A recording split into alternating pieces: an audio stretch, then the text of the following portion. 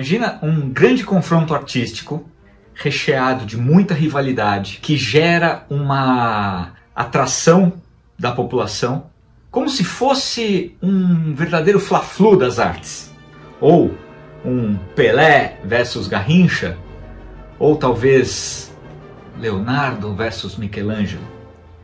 Isso aconteceu na Questão Artística de 1879, no Rio de Janeiro.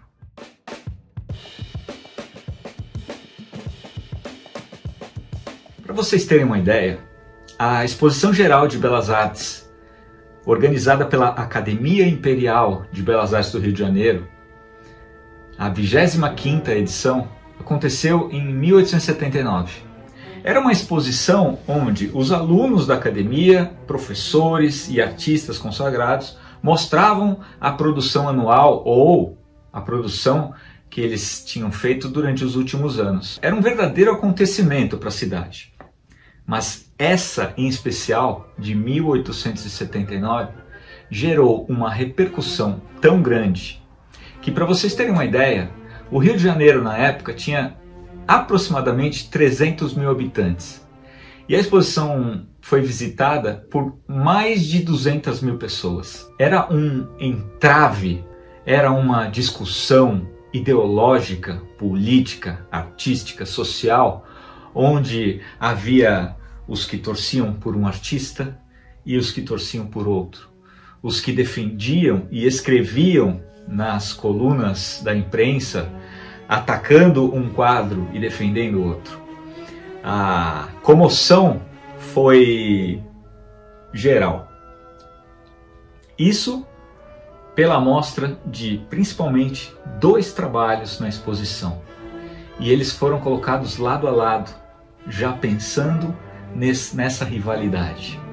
O primeiro, a Batalha de Guararapes, pintada entre 1872 e 1875 pelo então queridinho da academia, o pintor Vítor Meirelles. Para vocês terem uma ideia, Vítor nasceu em 1832. Naquela época, onde ele recebeu a encomenda, Vítor Meirelles, já com seus 40 e poucos anos, na maturidade artística, ele já havia há muito voltado dos seus estudos na Europa, já estava como professor de pintura histórica na academia. Era quase uma unanimidade entre os artistas, era o grande mestre. Era um professor por vocação, um artista do mais alto nível. Do outro lado do ringue, um jovem artista que pegou a encomenda com 29 anos, Pedro Américo. E ele expôs nada menos do que o quadro A Batalha do Havaí, que media 6 metros por 11. A Batalha de Guararapes, de Vítor Meirelles, tinha 5 metros por um pouco mais de 9. Eram 2 monstruosidades, expostas lado a lado, tendo como narrativa principal a pintura histórica, que fazia parte de um projeto nacionalista, numa época onde o Império ele precisava fazer propaganda, ele precisava se mostrar como um meio político e um meio governamental. As artes eram muito bem usadas pelos monarcas da época.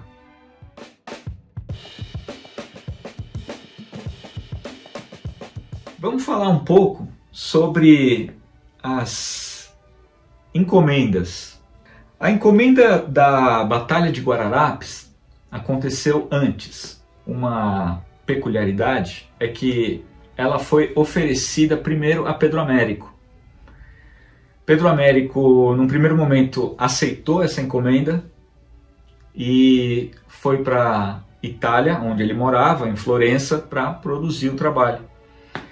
E me parece que no meio dos primeiros estudos e da definição do tema e do conceito, ele desistiu da encomenda e ele preferiu pintar um tema mais contemporâneo. Essa encomenda foi passada para Vítor Meirelles que já havia se estabelecido como grande pintor histórico, principalmente pelo quadro A Primeira Missa, que ele apresentou em 1871. Então, em 1872, 1873, eles começaram a pensar nessas encomendas. A Batalha de Guararapes, para quem conhece um pouco de história, ela simboliza um momento em que os portugueses, o exército português, ganha a primeira batalha contra os holandeses. Uma batalha que culminou com a expulsão dos holandeses em 1640 e poucos, 1648, se eu não me engano, e também representa uma primeira imagem da miscigenação brasileira, porque ela coloca lado a lado e como povos unidos os negros, os índios e os portugueses ou os brancos numa mesma força de ataque, ou melhor, uma força de defesa em relação aos invasores holandeses. A tela, ela possui uma atmosfera toda rosada, um tom mais quente, e apesar dessa composição muito bem feita, ela teve muitas críticas. Vítor Meirelles procurou uma maneira de representação desse episódio da história brasileira, uma maneira muito fiel no sentido da pesquisa. Ele esteve realmente na região de Guararapes, no Morro de Guararapes, também circulou por Recife, toda aquela região de Pernambuco. Parece ele ficou uns bons meses morando na região, batendo de porta em porta e conversando com as pessoas e tentando buscar referências visuais de pinturas já realizadas no período, que contasse um pouco essa história dos portugueses. Ele se baseou também muito num estudo de um historiador que escreveu sobre a invasão holandesa e os confrontos que existiram entre os portugueses e os holandeses. Então, hoje em dia, há uma série de estudos, desde pequenos esboços sobre as vestimentas, os armamentos, os tipos físicos que ele usou na composição. Muitos deles estão no Museu Vítor Meirelles, em Florianópolis. Porque o Vítor Meirelles nasceu em Nossa Senhora do Desterro, atual Floripa, ou Florianópolis.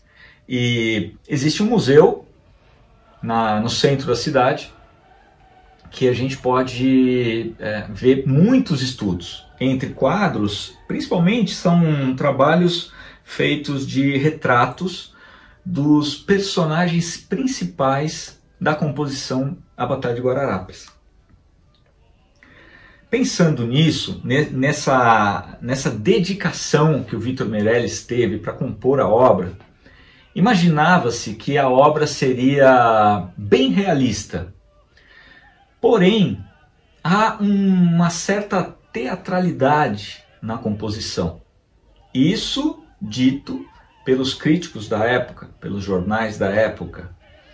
Entre os artistas que expunham na Exposição Geral de Belas Artes de 1879 estavam, entre eles, Vítor Meirelles e Pedro Américo, que eram as grandes estrelas, mas também tinha trabalhos de Rodolfo Amoedo, de Zeferino da Costa, de João Maria de Medeiros e também do Araújo Porto Alegre, que era o sogro de Pedro Américo. Então a rivalidade não era só entre os dois, basicamente eram os grandes polos de rivalidade, mas a qualidade geral da exposição era muito alta.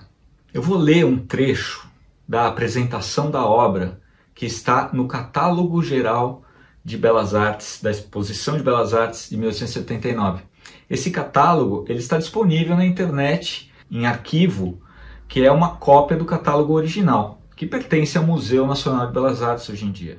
Centralizado e em destaque, vê-se André Vidal de Negreiros, mestre de campo do exército português, brandindo sua espada, montado num cavalo marrom e branco que empina no momento captado pelo artista, deixando sua imagem mais alta do que qualquer outra.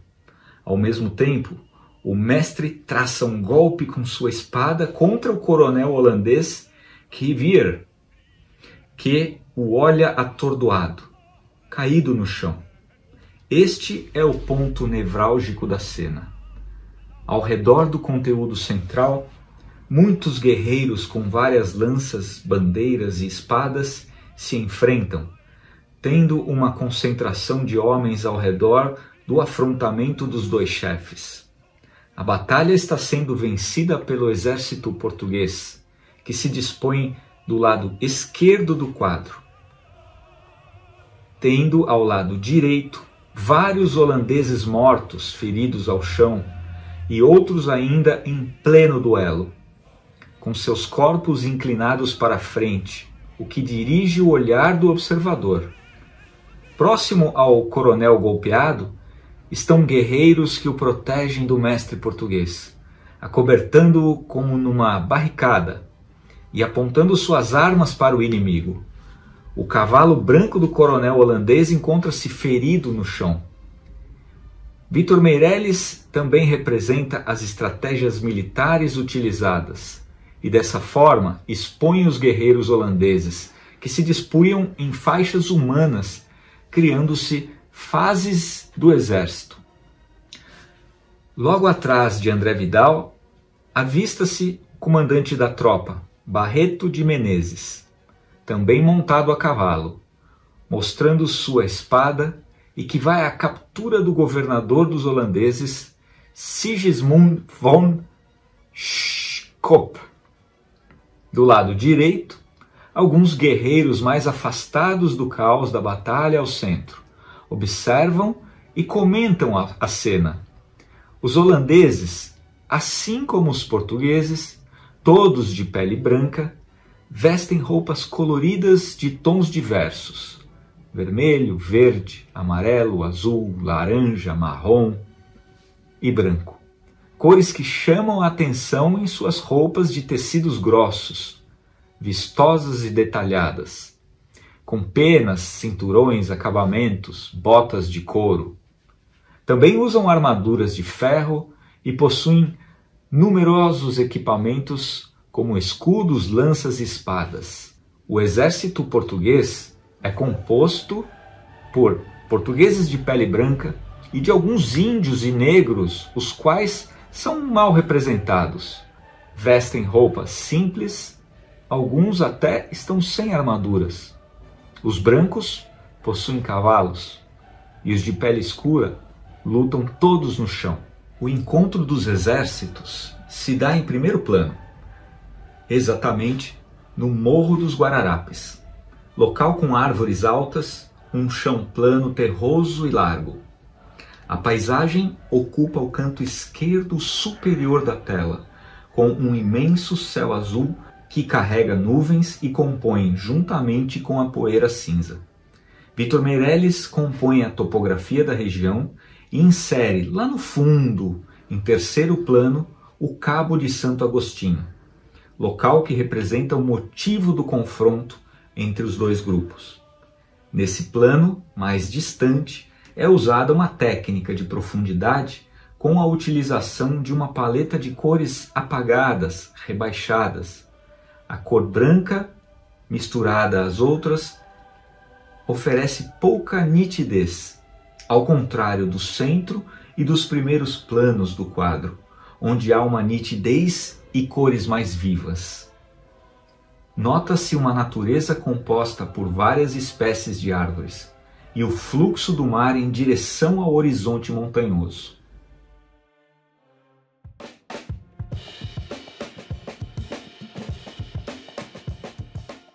Para cada figura colocada no trabalho, para cada espécie de árvore, para cada postura e partes dos corpos, dos pés, das mãos, da empunhadura das armas, dos olhos, da expressão de cada um, está um estudo.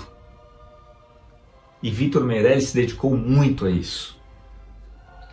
Porém, o trabalho recebeu muitas críticas no sentido de que ele possuía uma mensagem clara, uma narrativa com uma ótima composição, mas, por incrível que pareça, era uma obra que representava uma batalha, mas era muito pacífica. Existe uma certa teatralidade na composição. Vítor Meirelles se defendeu dessas críticas, dizendo que é uma obra de heróis, que conta sobre como estes heróis defenderam o Brasil, a terra brasileira, e se uniram contra o invasor estrangeiro, que também possuía uma carga de heroísmo. Então, a representatividade da cena passa a não ser realista, passa a ser idealizada, para que os grandes feitos desses homens fiquem a posteriori, fiquem para as próximas gerações. Existe também as críticas sobre a construção da figura em si. As cabeças parecem estar um pouco maiores do que deveriam ser e que as figuras estão um tanto estáticas. Bom, essas críticas vinham de defensores de um artista ou de outro. Era muito difícil você ter naquela situação, naquela época, com os nervos à flor da pele, praticamente você tinha que tomar um partido nessa questão artística. Então a gente precisa ver de longe. É importante que nós possamos ter acesso a essas obras. As duas estão no Museu Nacional de Belas Artes, ou através da internet, que a gente possa investigar e tomar nossas próprias decisões. Ao lado da Batalha de Guararapes, no Salão Nobre da Academia, estava a tela de Pedro Américo, a Batalha de Avaí.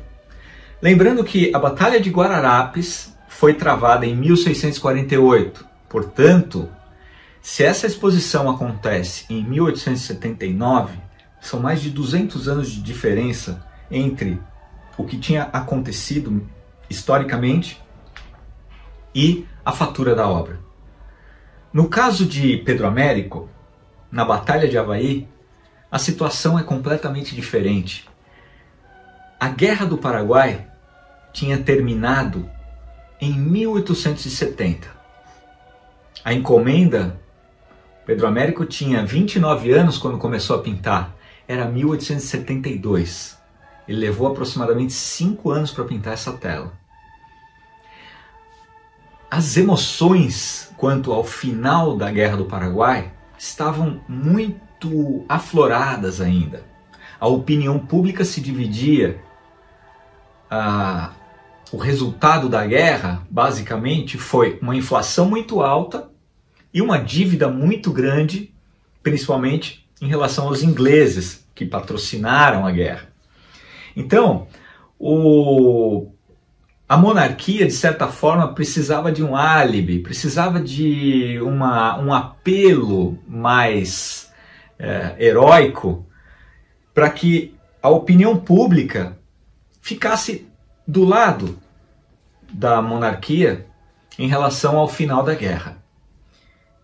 E Pedro Américo já tinha feito isso na tela A Batalha de Campo Grande, pintada alguns anos antes, e poderia fazer novamente. Pedro Américo tinha 29 anos quando começou a pintura. Aquele ímpeto da juventude. Ele estava no auge das suas forças e do seu intelecto. Então, existe uma certa desvantagem de Pedro Américo, porque ele não esteve em campo fazendo estudos e conhecendo o local como Victor Meirelles fez. Porém, ele transformou essa ausência pessoal nos campos de batalha numa relação muito próxima com aquele que esteve na batalha. Ele recebia cartas do Duque de Caxias. Caxias mandava vestimentas militares, descrições exatas de como teriam sido as batalhas, em todos os detalhes. E munido dessas informações, Pedro Américo pôde executar uma obra muito mais realista do que Victor Meirelles, de certa forma incômoda. Existe uma clara divisão entre o exército imperial brasileiro, que também fazia parte da Tríplice Aliança, juntamente com os uruguaios e os argentinos, contra os paraguaios, que era a representação dos bárbaros. Então há uma clara divisão entre a civilização e os bárbaros. Apesar de Pedro Américo usar desses artifícios para glorificar o Império Brasileiro, ele passa algumas mensagens subliminares num quadro que tem mais de 400 figuras, onde ele mostra ao mesmo tempo o general Osório, que foi considerado o grande herói dessa batalha, até com um ferimento no rosto, em comparação a Duque de Caxias, que foi quem mandou as cartas para ele, sendo mostrado com a farda desabotoada. Duque de Caxias ficou muito nervoso com isso, dizendo: "Você nunca me verá com a farda desabotoada, nem mesmo no meu quarto." Então essas situações, elas tomaram forma e eram expostas durante a Exposição Geral de Belas Artes. Os críticos iam nos mínimos detalhes, nas intenções, nas narrativas, na qualidade técnica, na qualidade de estudos anatômicos. Tudo era motivo de comparação. Se uma obra tivesse sido exposta num ano anterior e outra depois, acredito que não teria ganhado essa proporção. Essa rivalidade não seria tão grande.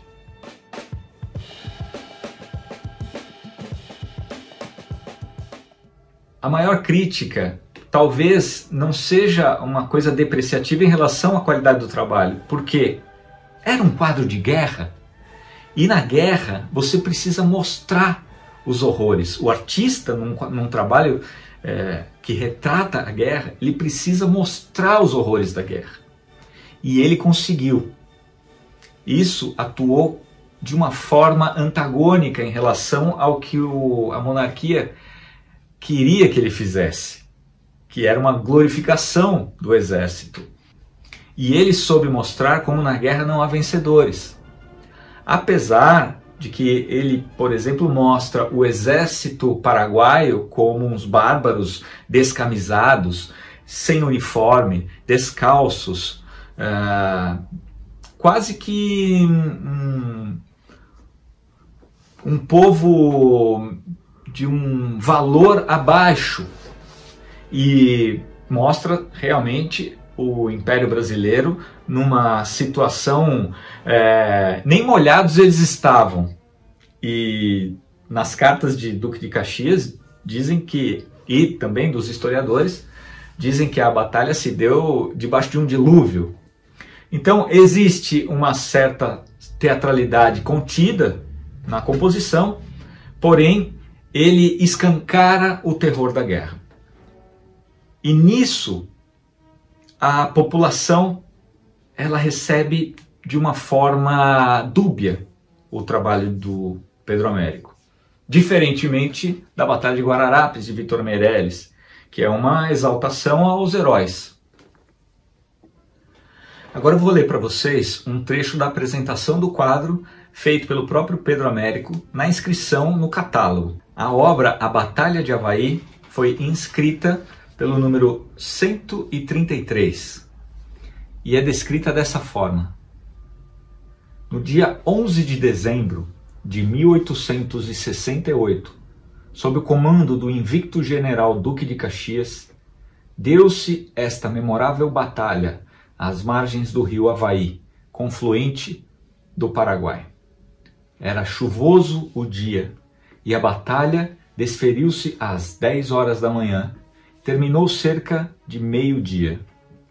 Pouco antes, o sol rompeu em densas nuvens de escuridão e iluminou ao longe as coxilhas de Lomas Valentinas. No primeiro plano do quadro, há dois grupos principais. O da esquerda representa o tenente Alves Pereira, sobraçando dois estandartes paraguaios e cercado de inimigos por todos os lados.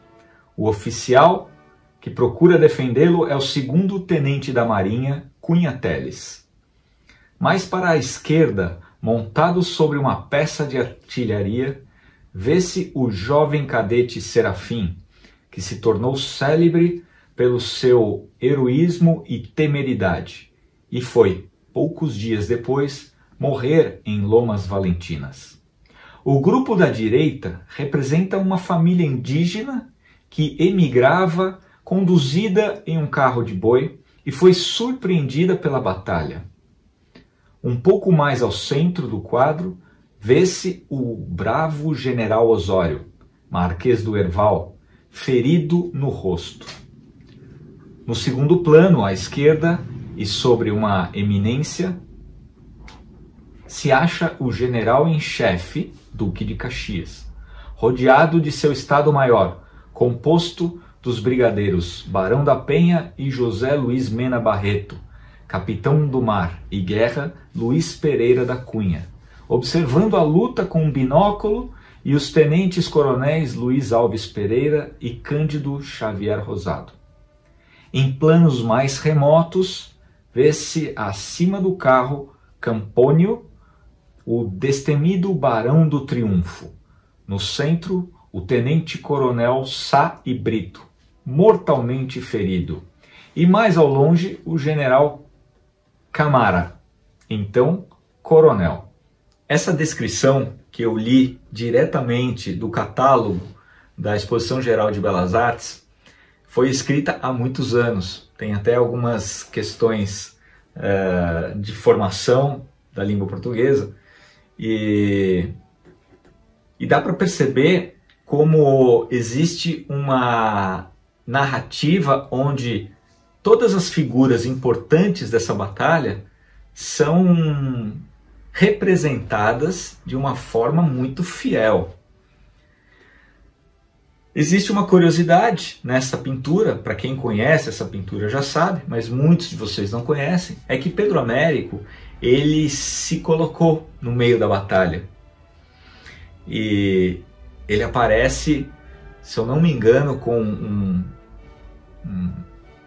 chapéu, um boné, como é que é o nome disso? É um cap, com o número 33, que era a idade que ele tinha quando ele estava terminando a obra. E ele aparece com os olhos arregalados, estarrecido, morto de medo, no meio do combate. E ele também mostra outras figuras que são soldados, quase que um simbolismo e uma homenagem ao soldado anônimo, aquele que lutou, morreu, mas não ficou reconhecido por isso.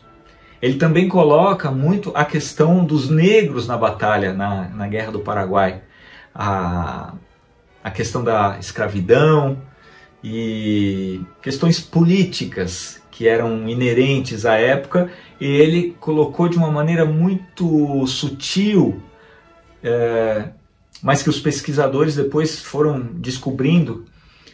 Entre esses anônimos, ele se coloca, né? Lógico, ele era o artista reconhecido e tal, mas ele se coloca como um soldado raso, com um cap de número 33, que era a idade dele quando ele estava terminando a obra, juntamente com alguns negros. Isso representa uma posição política em relação à participação da comunidade negra na campanha brasileira da Guerra do Paraguai, inclusive a questão da escravidão.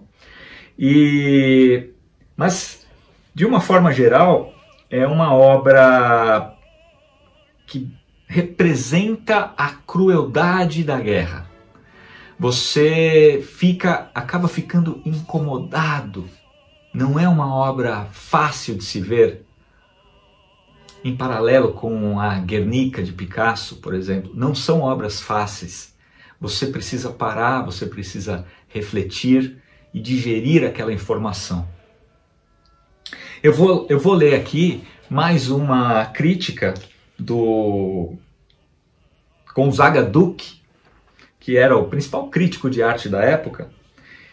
Ele diz assim: a tela causou grande impressão no público, sobretudo por estar exposta ao lado da Batalha de Guararapes. Um dos críticos da revista Ilustrada disse: enquanto o quadro do Sr. Vitor Meirelles impressiona pela falta de ação, pela paralisia de quase todos os personagens, na Batalha do Avaí tudo se move, tudo tem vida, todos se batem. Outros se posicionaram ao lado de Vitor Meirelles, mesmo o Gonzaga Duque, que considera defeitos na tela de Pedro Américo. O general Osório, por exemplo, está posado com afetação, ele está metido num espaço apertado, montado num cavalo que não tem movimento. O Duque de Caxias, que era um militar perfeito e homem correto, apresenta-se nessa batalha com a farda desabotoada, como eu já disse antes. Falta importantíssima por ser o general em chefe do exército brasileiro e, por conseguinte, uma das figuras dignas de reparo. Mas ele confirma: o conjunto, apesar dos defeitos, é vigoroso, grande, vivo, admirável. É um quadro de batalha em que se batalha. Esse que aí está e que com toda imparcialidade constitui a maior obra de arte que o Brasil possui. Existe uma questão também. A Batalha do Avaí foi exposta em Florença em 1877, quando foi terminada. E quando chegou aqui para a exposição de 1879, ela já veio com uma carga de críticas dos europeus muito positivas. As críticas europeias praticamente colocaram a Batalha do Avaí no mesmo panteão dos maiores pintores e das maiores obras de batalhas da história da arte. Então era difícil você se posicionar com uma crítica muito cruel em relação à Batalha do Avaí, diferentemente da Batalha de Guararapes.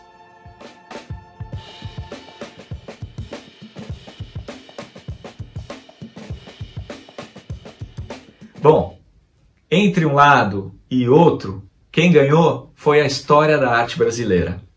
Uma situação que pode parecer de rivalidade, de confronto, mas que fez com que a arte ela se colocasse como um dos mais importantes quesitos da sociedade brasileira do final do século XIX, ainda monárquico.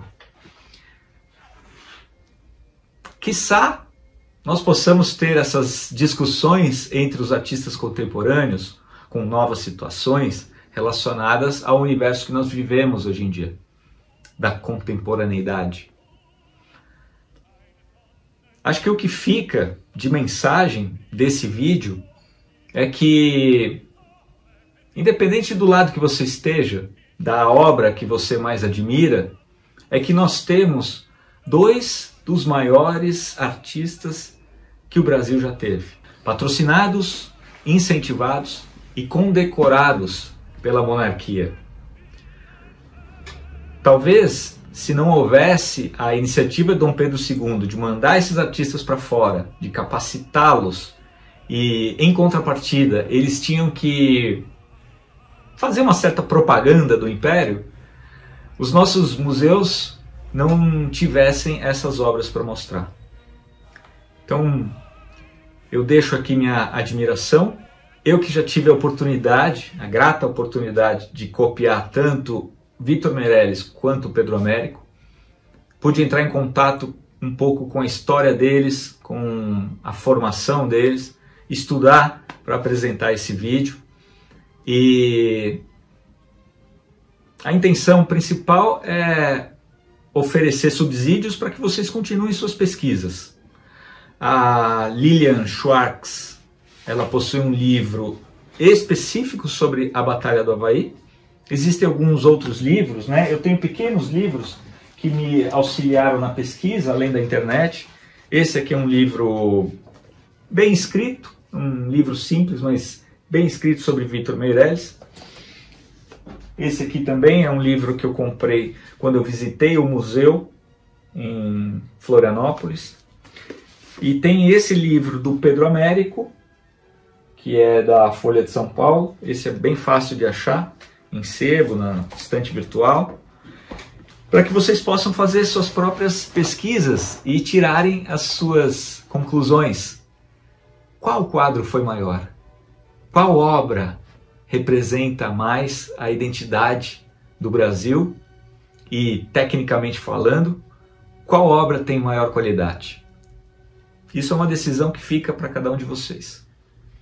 Espero que vocês tenham gostado desse vídeo e pesquisem outros vídeos sobre o tema aqui no canal. Tem vídeos sobre Pedro Américo, sobre o quadro da Independência, sobre a primeira missa de Vítor Meirelles. Tem um vídeo que conta a minha história da cópia de Independência ou Morte de Pedro Américo. E também o vídeo que conta as fases do trabalho da primeira missa, da cópia da primeira missa.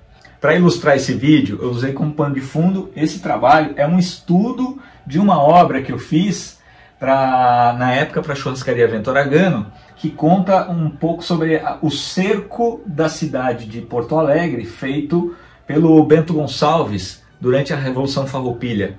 Esse também é um tema que a gente pode explorar no futuro.